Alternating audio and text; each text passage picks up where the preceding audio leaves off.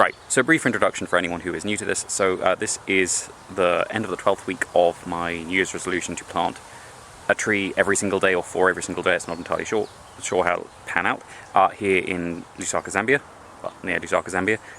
And so I'm just going around checking on all the previous plantings and seeing how they're doing so far, and whether they need to be taken off the list, whether things that I thought had taken off the list need to be added on. We'll see. So let's get on with it. So this is a Litchi that went in a while ago. It's looking pretty good, and you can actually see there's some more new growth on top of what came up last time coming up here. This really lagged for a while, but it is coming up at last. And this is Dipsis Sterculia, the triangle palm from Madagascar. And you can see, although it's very deformed, the central leaf is coming up quite nicely, so I'm happy with that. This is Garcinia livingstoni, which is one of the many mangosteens. This is generally just called the African mangosteen or the wild mangosteen. And it is looking really healthy despite having these really solid laurel-like leaves, which I thought would be quite prone to sunburn. It seems to be coping really well with the increased sunlight of the season. And some new growth slowly hardening off to green here from red. The slightly more exposed mangosteen from the same planting, you can see all the new growth has already finished hardening off. It doesn't seem to be putting anything more out. I think it's probably just conserving water at this point, but it's nice and healthy. There's no sign of any water stress, so I'm happy with that. Next up we have this young jackalberry, which is a Diospyros, which is related to the persimmons and ebonies. So it is looking pretty good. This did actually get all its leaves stripped off by caterpillars, so every leaf you can see here has grown since it went in. And it's actually got some new growth coming right up here at the top. You can see the little red spikes, which will be turning into new leaves quite soon, so I'm really pleased with that. Plant that has been much less thrilled with the drying out of this season. So we have here a Suriname or Brazilian cherry. The leaves are not actually dead yet for the most part. Some of them probably are, but they tend to go red when stressed on small plants, and they're definitely stressed at the moment. I have given it a bit of water, and there are a couple of growth points here that look like they might do something soon, but it's not delighted at the moment. And this is Callistemon, which is one of the Australian bottlebrush trees. I think it's the weeping bottlebrush, but we'll be sure once it's bigger. It has had a little bit of sunburn happening, and it does seem to sort of arrested most of its growth. There are still some active growth points on here, but for the most part it's reasonably healthy, just it has been a little bit burned as it's dried out on some of that tender growth. So next up we have a Bauhinia petersiana, which is one of the native species of Bauhinia. And this is also called a handkerchief tree, which went in on President's Day as a sort of nod to our first president, Kenneth Kagunda's constant carrying of a handkerchief. And I called it Alice, after Alice Lanchino, who is a name who should always be brought up to remind everyone that his legacy is complicated. But yeah, it seems pretty healthy, and so I am happy with that. So here we have a Dracaena studinary, which is a native Dracaena, which will form quite a large tree, larger than the Bauhinia. And it is right next to the Bauhinia, so the Bauhinia will eventually be able to clamber up it. A lot of the Dracaenas you'll see in this will actually be coming out. A lot of them are companion plants, but the Dracaena studinary I tend to plant as a standalone tree, and in this case, because the Bauhinia petersiana is a tree/scrambler, it will probably get a lot taller, having something to lean on quite close by, so about a meter away from its base. This has gone in, and it's looking pretty good. It's perking up definitely, and it's out of the sun, so it's not suffering the sunburn a lot of the others are. Next up we have a little sand olive that I did test off in a bag before I planted it out again, because I wasn't sure how well it would transplant, but it seems to be doing pretty well. So this isn't actually an olive, you can't eat the fruit. It has a little papery, very ornamental little pink papery seed pod, but it's more the growth form is what it's called an olive for. It's a very hardy tree and very widely distributed as a result. Next up we have one of my favorite fruit trees. So this is the South Chinese tree, the loquat, which is rather misleadingly named Eriobotria japonica. It had got to Japan before Europeans did, but it still didn't start there. But it is coming up nicely. You can see a healthy little white new leaf here covered in fuzz, and some little sort of accompanying leaflets around that. So I'm pretty happy with how this is standing up, because they can be prone to sunburn when first planted out. I am very happy with the progress of this wild pear. Like the sand olive, this is not one that produces an edible fruit that resembles its name. It's more that the flowers are very reminiscent of the flowers of European pear trees. This is a native tree, Dodonaea rotundifolia, and it gets absolutely covered in flowers, which is fantastic for pollinators. It's also quite a nice one just for a little bit of diversity, because this is Malvaceae, and a lot of the trees I plant are Fabaceae. Generally speaking, that dominates a lot of the Zambian woodlands. But it is coming up nicely, and I'm really pleased with it. You can see the very pink veins on the younger growth. So yeah, that's doing really well. And a very different way of showing new growth, we've got our little Peruvian apple here, which is Cereus rupandus. Has some very white thorns right in the center, very clean and white, covered in a little bit of fuzz. So as those open out, they will be accompanying new bits of stem coming up. We'll see once it's had a few sort of bands of thorns come up, whether it's happier here than it was in its pot. So far it's growing pretty well, so I think it's probably going to settle in here very well. And a tree that we are waiting for significant growth on. It did lose most of its leaves and it replaced them with this wonderful green growth, but it doesn't seem to be doing much since then. So this is Dovialis, which is the K apple, and it should be a lovely fruit once it's mature, but currently it's just, you know, in a holding pattern. Hopefully that means it's developing its roots so it can be good and sturdy through the dry season. Onto a very different species of Bauhinia. So this is Bauhinia variegata, which is a South Asian and Indonesian one. And these did lose all their leaves from sunburn when they first went in, but you can see the lovely little leaves coming back. These will get a lot bigger as it settles in more. So this is a fraction of the size of a mature leaf on this. It should be about the size of my hand once mature, but these are settling out at this stage while the tree sort of works out its environment. That was the second one of these that went in at the same time in a very similar state. You can see the Dracaena Massangiana that went in on the same day and really suffered with sunburn. It's starting to stand very much more upright. There's a little bit of its original head still flopping over the new growth. These can very often die right back down to stumps. So a lot of the ones I planted last year, for example, you've got now a little rosette on the ground, and the stem died back completely. But this one seems to be settling in much better than that, so I'm very happy there. Right, so our rough lemon is still in a holding pattern. So this is Citrus X Jambiri, which is not quite the same as the standard sort of grocery lemon. Very much similar in usage, has a thicker pith, which is actually in many ways better for jam making and marmalades. You can use it very much as you would use Seville orange. I like the flavour of these generally a little bit better, probably just because they're what I'm used to. They're much hardier, they're often used as a rootstock, but they're a pretty good tree in their own right. And its sibling is also in a holding pattern, which, as I mentioned last week, will get concerning if it goes on too long, because they do suffer a certain amount of insect damage. So this here is the little early stage larva of a citrus swallowtail, a beautiful native butterfly, but it does eat back mostly the mature leaves of citrus, and if it runs out of those, then it'll start showing interest in the tender growing points. And so it would be nice if those tender growing points could start producing some more leaves to keep up with the rate of damage, but so far this one doesn't seem to be wanting to do that. But it's looking healthy otherwise, so just giving it time to settle in, it'll probably be fine. The caterpillars do seem to be reduced quite substantially, so I think the wasps are doing their job. Okay, in here we have a small seedling of Washingtonia fallifera. This actually came as a little surprise extra in a bag with the Washingtonia fallifera I bought. And it is perfectly healthy. There is a central leaf coming up here slowly. I do think it's a little bit higher than it was when it went in, so I'm pretty happy with that, but it's not looking dramatically different yet. So this is what happens when your roots aren't fully settled in. So this is a Persea americana, or avocado. It was a transplant from a volunteer that popped up under some other trees where it was just not ideal. An avocado does need a certain amount of exposure to actually fruit usually, although they are very happy to grow in relatively shady areas. There is life in the meristem here, but I suspect this dieback will go a little bit further down and it'll probably end up branching out from somewhere like here instead. It's not thrilled. It did get a little bit sunburned as the weather changed, I think. But generally speaking, it's got a decent texture. Its roots are definitely still collecting something from the ground. So we just have to wait for it to start putting out some new leaves in response to the damage. And we have a second little avocado sapling that went in at the same time. This one has theoretically suffered rather more, although it's more sheltered, so it doesn't get as much sun hardening. It will be in full sun, but it's got trees that will be around it, just not over it, once it's mature, so it gets midday sun, but not much else. But it had ants burrowing around the base, and now it's had some mole rat activity around there. But it seems to be doing really well, and all those little red leaves are new since it went in, and this is the only leaf that it had when it went in. So I'm really happy with that. Deep in the weeds here, you can see the little pinkish leaves which belong to Fenchurch, who is a Litchi who went in on the 42nd day of this planting. The reference The name is a reference to Hitchhiker's Guide to the Galaxy, character Fenchurch, who spends an awful lot of time with Arthur learning to fly. And she is actually coming up really nicely, so I'm very pleased with that. There is a second lychee from the same day, so this is Ford, who has come up really nicely already. A lot of this, basically everything above this leaf down here, is new growth since he went in.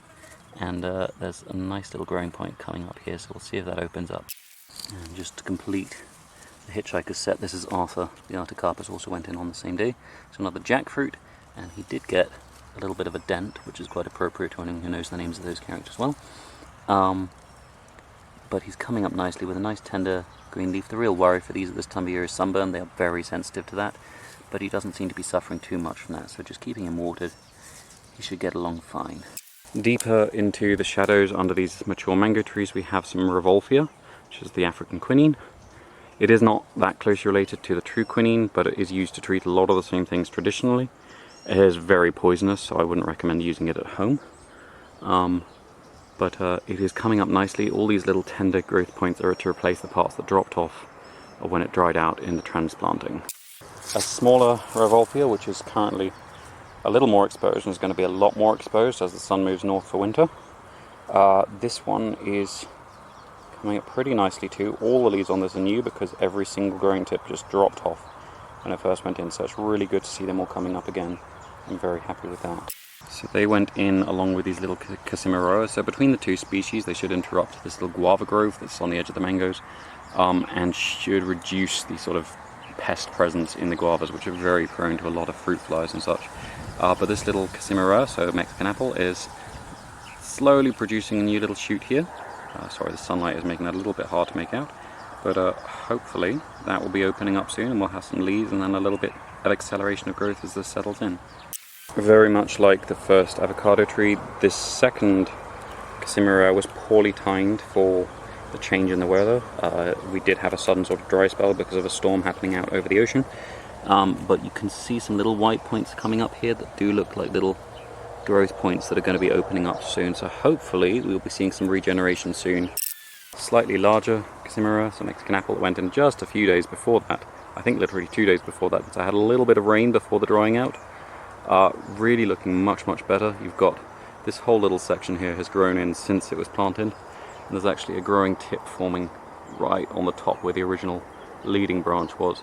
So I'm very happy with that and I'm looking forward to seeing it grow.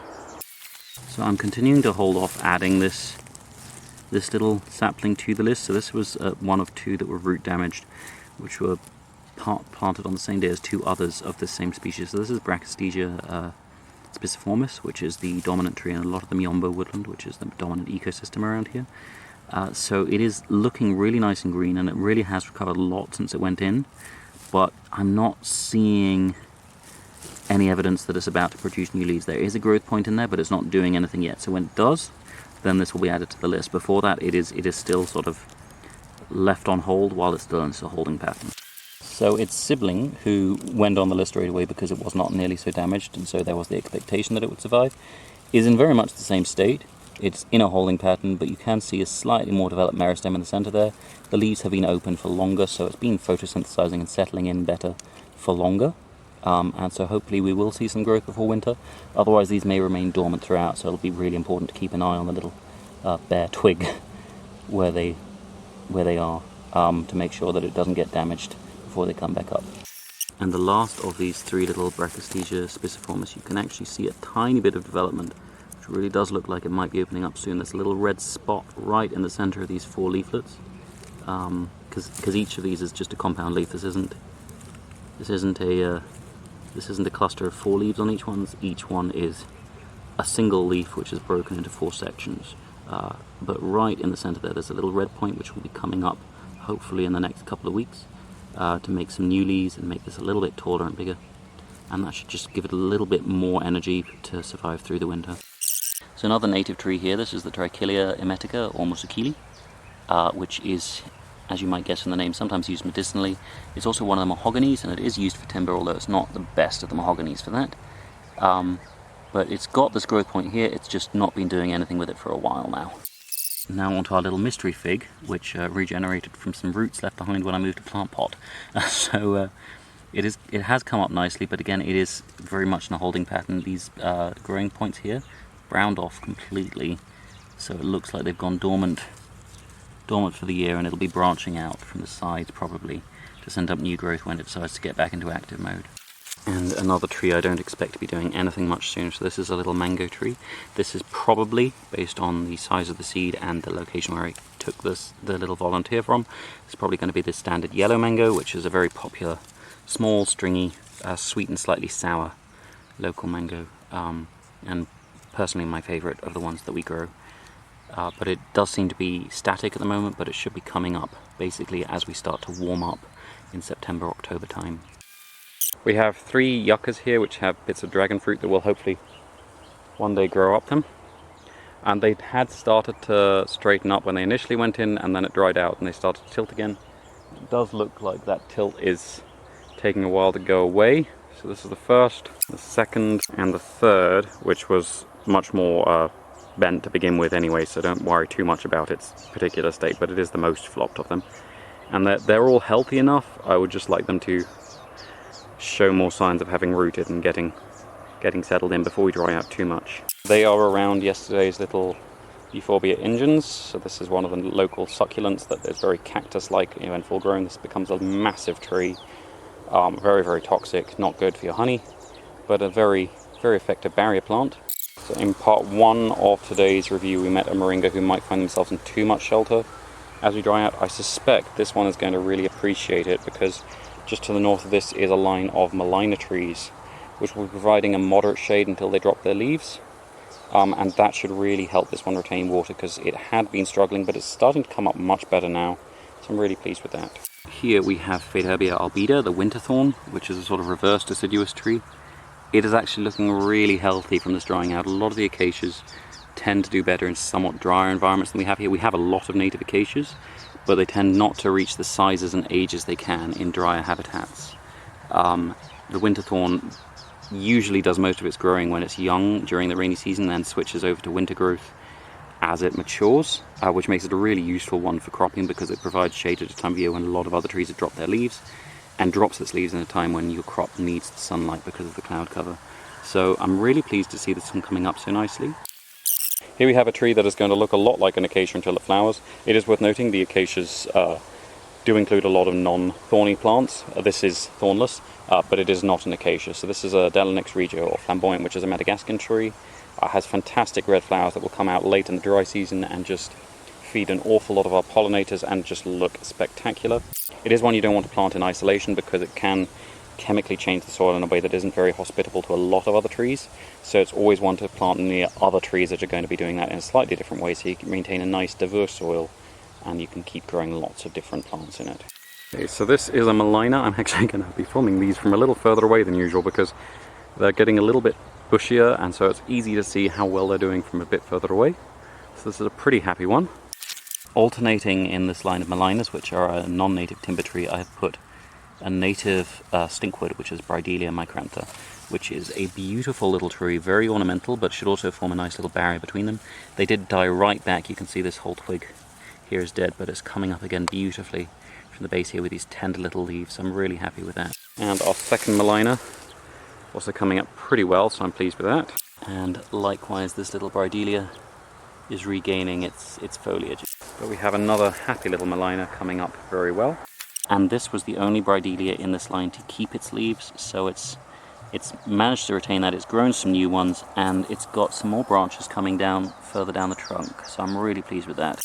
And I nearly missed this little Malina because it's tucked right into one of these native, I think it's one of the Asteraceae, which should be a nice little barrier for it, keep it from getting too hot in the afternoon sun until it's established. This is a very tolerant tree once it's mature. It's an Indian tree, which is fantastic for a light wood and charcoal.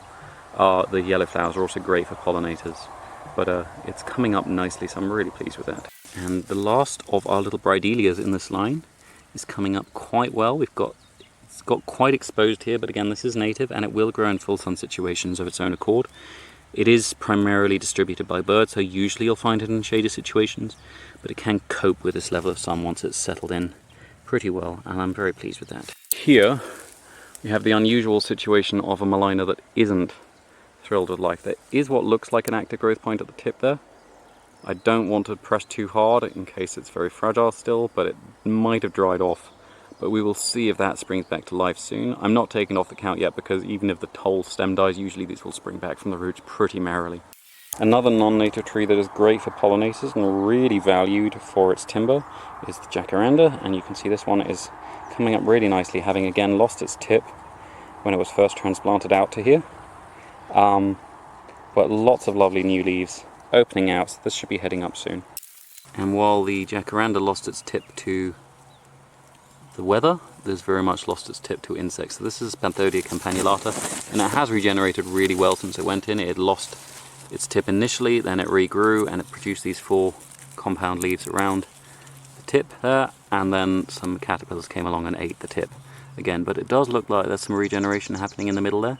These are very hardy trees once settled in. They're also called the tulip tree or flame tree, which can get confusing because so is the Dodonaea regia or flamboyant.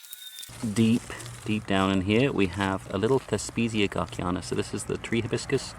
This is another transplant, and I had worried that it had been too damaged in the transplanting, and it had completely died back and had just the 1 leaf left, which plastered itself against the ground and had to be very gently peeled off.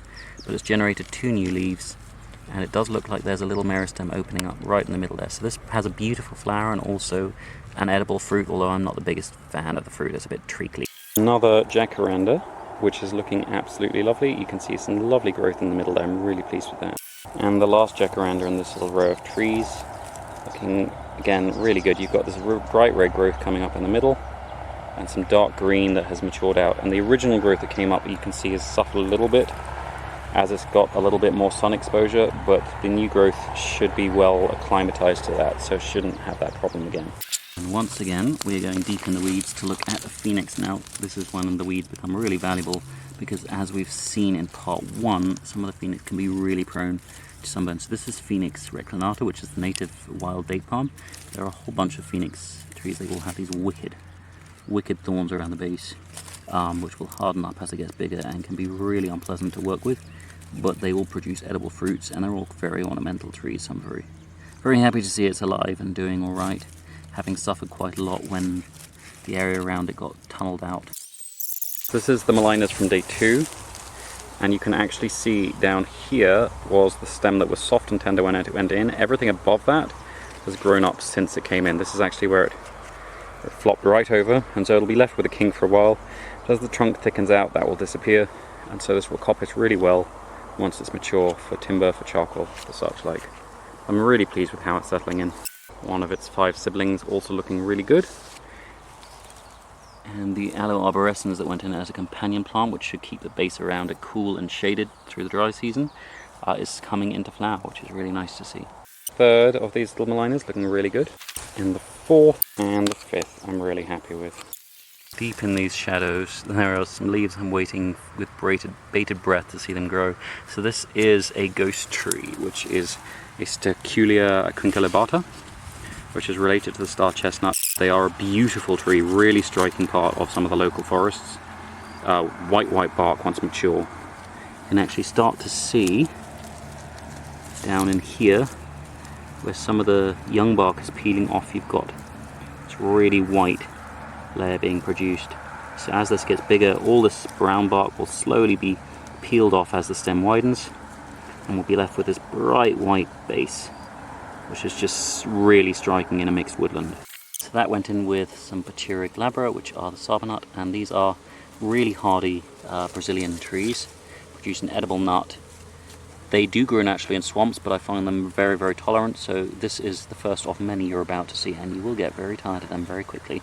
But 1, 2, and 3 that went in a ring around this little star chestnut are looking really very much in a holding position, healthy enough, and they will probably remain fairly static for a little while. As it starts to cool down, they're unlikely to do much growth. They'll probably start trying to grow again as it warms up again, so sort of around September, October time, which is when it's going to be really important to keep them watered.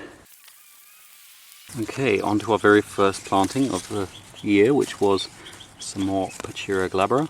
This is part of a very long line of 3 Pachiras glabra, then an interruption whether self-seeded or planted. But you can see it's a little bit sun yellowed here, It is coming through quite well on the camera, I think.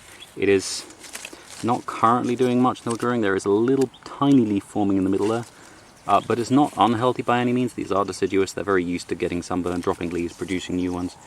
So hopefully it will settle into this new light regime quite well.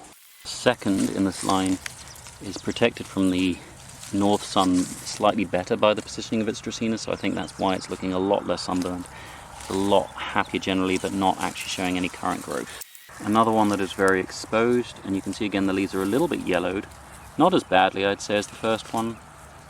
There is a little sand olive popping up quite close to it, so that might be contributing to its shelter. And there is a little tiny bit of growth trying to come in the middle there. So we have this lovely little tamarind here. It is staying relatively open even now, though it's been dry for a few days. It's pretty hot, so that means its roots should be pretty well settled in. And it's getting in a last bit of sort of photosynthesizing before we dry out and it drops most of its leaves. But I'm really pleased to see that it's looking pretty good here. We have another slightly yellowed but generally healthy Pachira, and another no current growth and a little bit of sunburn, but it's nothing it can't come back from well. And another one enjoying a little bit more weed cover, and it's got some lovely tender leaves here and some new growth coming up well in there. Once again we're seeing the value of weeds, because this tender little leaf would not be so perfect if it was fully exposed here. Having this grass, having these weeds around, keeping it just a little bit more humid, a little bit more shelter from the sun, and has allowed it to stay pretty healthy. Which is also the case with this little guy here. And this little one as well is pretty well sheltered here. It's mostly its Dracaena and a volunteer guava tree doing the sheltering. So I'm pretty happy with the state of that one. Hiding under this aloe leaf I have another Pachira which may or may not be the same species, so at this stage it's very hard to distinguish them. So there's Pachira glabra and Pachira aquatica are often misidentified as one another. In Zambia, generally speaking, most people have Pachira glabra. Pachira aquatica has grey-brown bark once mature, whereas in Pachira glabra it's very much green even when mature. And when they're small, they often have a little bit of brown bark lower down, which will expand out with the green areas in between as they mature, so it's often very hard to tell. This was given to me as Pachira aquatica, but I am not convinced. It is a slightly thirstier tree, so it will be necessary to keep it more watered, just in case. But I will be watering all of these at least weekly through the dry season, at least for their first year. So that should be sufficient for it, and we'll see which one it is soon. Either way, it's an edible nut, so I'm happy. There is a little bit of sunburn on this one, which is probably going to go away pretty soon, because it's only for a very brief time of year this can get midday sun, because 3 sides of it are covered by Dracaena and 2 wild sesame, which should prevent it from getting full sun into winter. And it was just a brief period as we dried out the ends of the rains now that there wasn't as much cloud cover as there should have been, and so it got a little bit more sun than it should have done. But again, it'll come back from this with no real trouble. The growth point itself is not sunburned on this one, so it won't take long at all for it to be showing some new growth. And we have another one that doesn't get the worst of the afternoon sun, but does get the midday sun. And again, it's a little bit yellowed from sunburn, but it will recover from this with no real trouble quite soon. Okay, and then we have Bambusa vulgaris, which is the common bamboo, which is one of the yellow-stemmed with green lines ones. You can't really see many green lines yet because this is still very small. It will get very large indeed. It's a fantastic tree for interrupting other spaces, carbon accumulation in the soil, because these leaves drop off in vast numbers. And it's looking really nice and healthy, so I'm really pleased with that. But what we'll really be waiting for is for some new growth to come from the base, which doesn't seem like it's happening yet, and that's when it'll start thickening out and looking much more like a mature stand, which is what you can see just over there in the background. Right, so we have another bamboo in here, and it's also looking really good. I'm really pleased. So this should be coming up and sort of breaking the space between 2 mango trees and stopping them from passing diseases and pests onto one another. Pretty soon it will be heading up, but again we're really waiting for a shoot to come up from the base, which will take a while, probably a year or so before that'll happen. Right, so I'm pretty pleased with part 2 overall. I would say everything's at least looking where I would expect it to be, if not quite where I'd want it to be in some cases. Things like the jackalberry I'm really pleased with. A couple of the Pachira I had hoped they'd be putting in a little bit more growth and they wouldn't be quite so burned, because they had seemed quite well hardened, but I guess with the sun moving north, a lot of them are getting a lot more exposed quite suddenly. But hopefully they'll all spring back from that pretty well. Yeah, I don't think there was anything in part 2 that I actually feel the need to take off the list, whereas there was one little phoenix in part 1 that definitely needs to be taken off the list. I'll keep watching on that just to see if it springs back, but just to be on the safe side so I'm not overinflating, I think best to remove that for now. Thanks very much for watching. I hope you enjoyed it. I'm trying to be a little bit more explanatory about things as I go around, so you don't have to sort of watch from episode 1 of this to know what's going on. Because for some reason some of these have been getting a lot more views than usual, so thank you, I guess. Yeah, please tune in again yesterday, tomorrow, whenever. I'll be planting trees just about every day, if I can. So let's see how I go with that.